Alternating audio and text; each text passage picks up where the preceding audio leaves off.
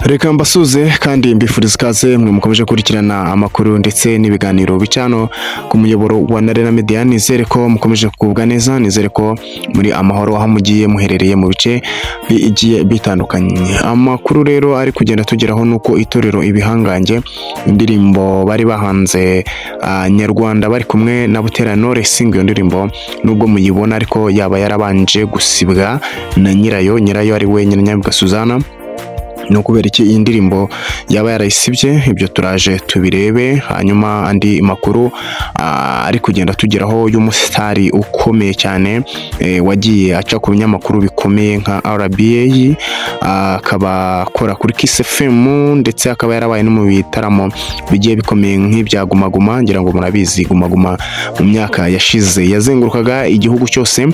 Hanyuma uyu musitari rero akaba yarabaga birimo akiri mutoya cyane, ananutse abasha kubyina yirekura ahantu hose. Kugeza ubu ngubu sinzi ni wowe yabishobora, ariko icyo gihe wabonaga ko abishoboye kuko yari fit, yabaga ari mutoya cyane yirekura ahantu hose bikunda.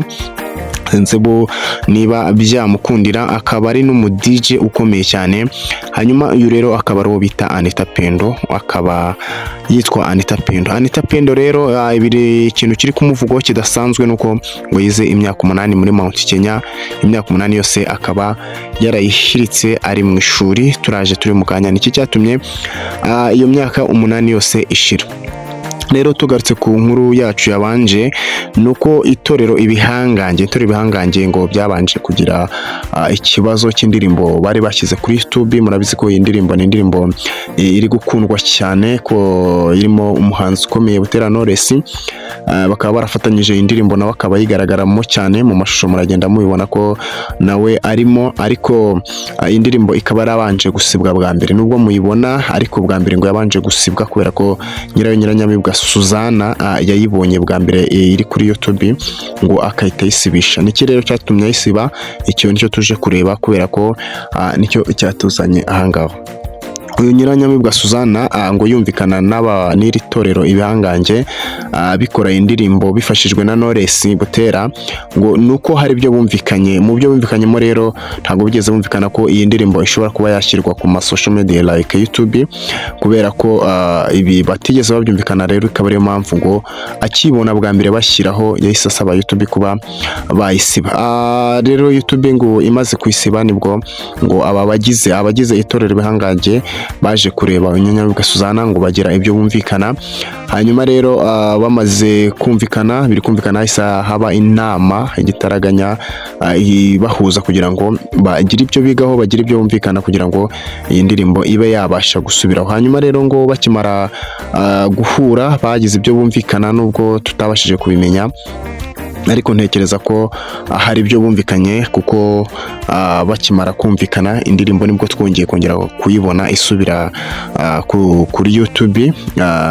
Ariko nkeka ko ibyo baba barumvikanye nyine ni uburyo, ntituzi niba barumvikanye uburyo ishobora kwinjiza, kuko murabizi ko aya social media rimwe na rimwe hari ibyo yinjiza cyane cyane nk'aba basitari. niba bashyizeho indirimbo nk'iyi hari mu buryo buri financial, hari ibintu ishobora kwinjiza. Hanyuma rero nkeka ko hari ibyo baba barumvikanye kugira ngo iyo ndirimbo nyine ibashe kuba yasubira kuri YouTube. Kandi ni ibintu byiza kuko ni indirimbo yakozwe neza, ni indirimbo nziza, ni indirimbo iryoheye amatwi, ni indirimbo yo kumva, ni indirimbo yo gukoreshwa mu bitaramo bigiye bitandukanye. Ubwo rero kuba yarongeye ikagaruka igasubiraho ni ibintu byiza. Ubwo twizera ko nyine hagati yabo babyumvikanye kandi ibintu bizakomeza kurushaho kugenda neza. Andi makuru rero twaje kuvugaho n'ay'umuhanzi Anita Pendo wagiye anyura ku binyamakuru bitandukanye nka RBA.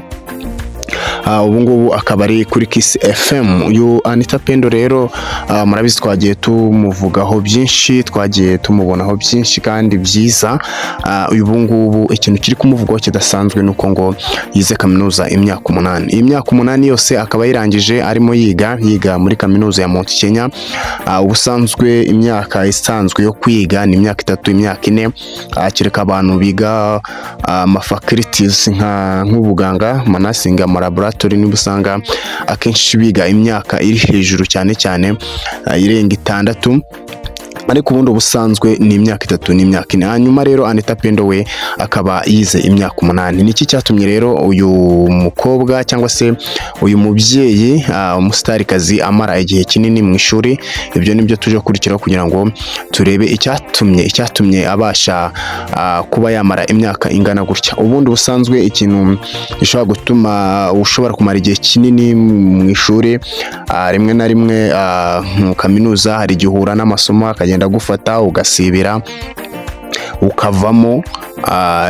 Ibyo biri muri bimwe bishobora gutuma umuntu amara imyaka myinshi yiga, ariko imyaka igera mu 8 urumva ni imyaka iba yikubye hafi 3, kuko niyo umuntu yiga imyaka 3 akaba arangije kaminuza we akaba yarayize imyaka 8, ni ikigaragaza ko imyaka yari yikubye hafi 3. Rero ibi bintu bimwe twagiye tubona bishobora gutuma umuntu ashobora kuba yamara imyaka myinshi twabibonye. Hanyuma Anita Pendo we niki cyaba cyaratumye amara iyi myaka 8? Tutaravuga rero icyatumye amara imyaka 8 nuko ibi birori bye cyangwa se kuba yamuritse kino gitabo cye nuko byari byitabiriwe n'abahanzi benshi bakomeye ye, harimo n'umubyeyi we. Ndakeka hari umuntu nabonye basa cyane, natekereje ko yaba ari umubyeyi we. Hanyuma hari n'abahanzi, hari n'abandi bantu bakomeye cyane bari bagiye barimo, twagiye tubona ku mashusho, harimo ba Rusine, harimo n'abastari nyarwanda mu bijyanye na sinema nyarwanda,